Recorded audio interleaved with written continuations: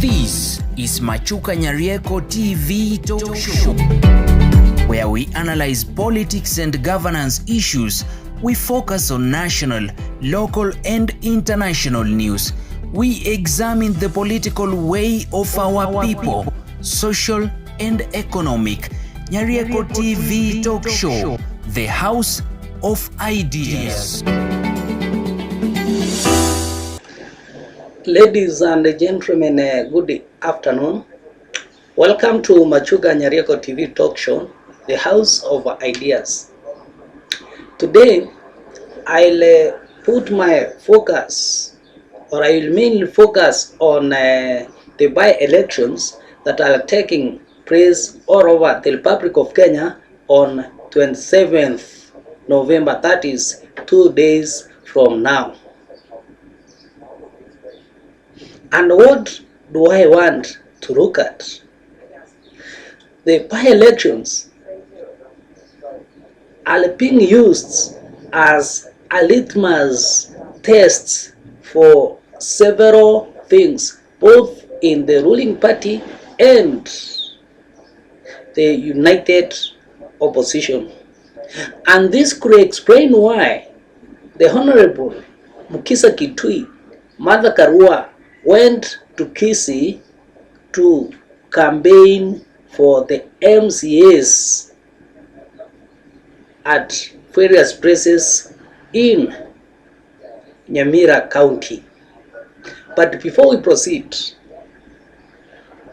kindly, if you are watching this channel for the first time, subscribe so that wherever we produce another video, YouTube will automatically notify you. And back to our discussions. The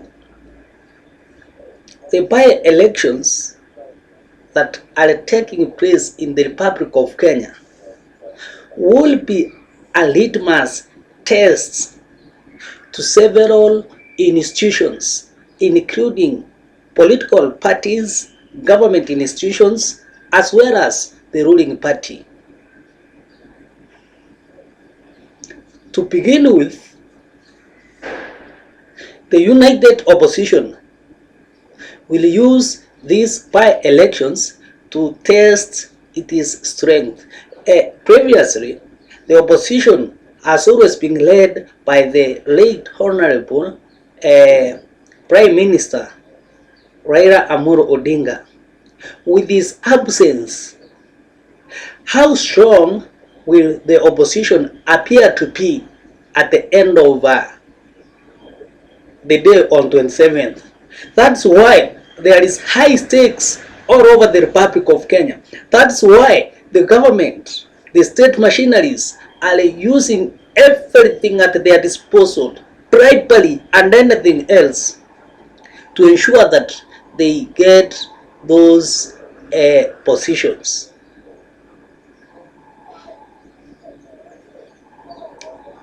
But will they win them in the so-called opposition areas like Nyamira? Mbele is deemed to be an opposition area, despite the fact that it comes from the bedroom of the deputy president of the Republic of Kenya. I'm sure that for the last 5 days, the deputy president of the Republic of Kenya, Kituyi, has not been eating, because he's worried whether his party will have a win.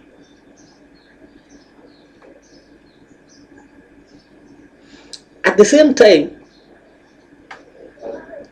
all the presidential candidates are also worried, and they want to show they are mighty. If you saw the clip, or if you observed properly, the united opposition dispatched this secretariat to Gusii to see whether Matiang'i is popular among the Gusii.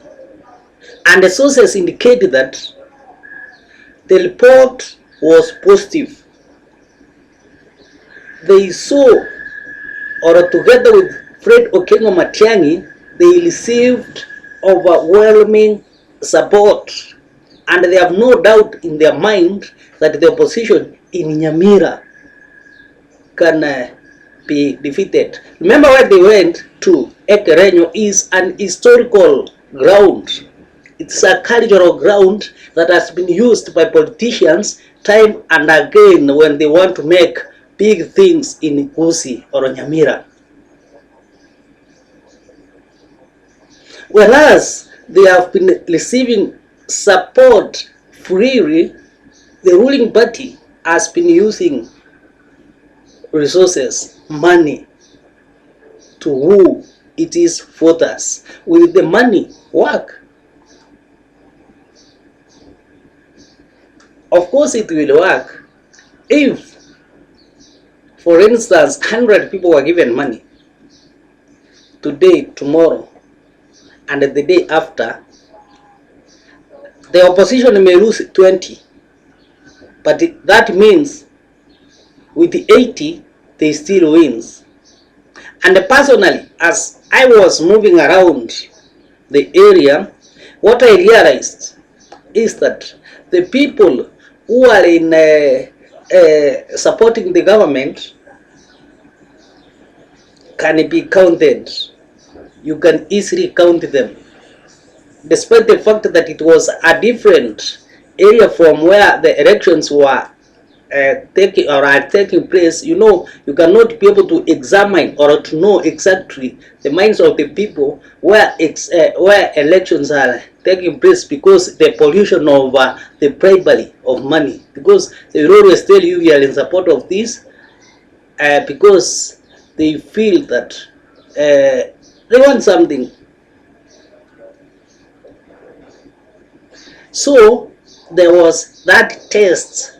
These elections have been used to test the ability of Rigathi Gachagua, Kalonzo Musyoka, Eugene Wamalwa, Natembeya, and Matiang'i, not forgetting the High Honorable Mother Karua, to galvanize supporters. These elections also acts as a litmus test to the Independent Electoral and Boundaries Commission, that is IEBC, because it is the first one with the new chairman. They want to test and see whether it can deliver a credible election. We have seen violence issues. You know, at a time of an election, the government should stand away. But we have seen Rigathi Gachagua being stopped or being interrupted, his entourage being interrupted from getting to Narok. We have seen others being shot carelessly, that is Natembeya and others. So there is, or this is going to put a tag to the IEBC if they will not protect the votes. And one of the reasons as to why there is high stakes is that these elections, the votes are likely to be highly protected by the young people. And therefore, the only way they can probably steal or do a malpractice is to bribe people before the votes get into the debe.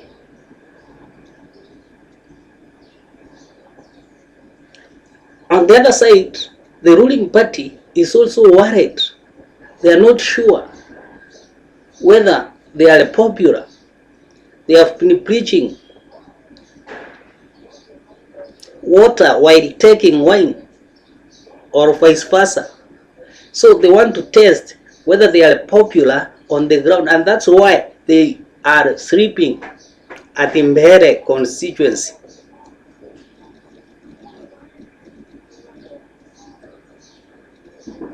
What is your take? Machukanyarieko TV talk show, the house of ideas. Thank you and have a pleasant afternoon.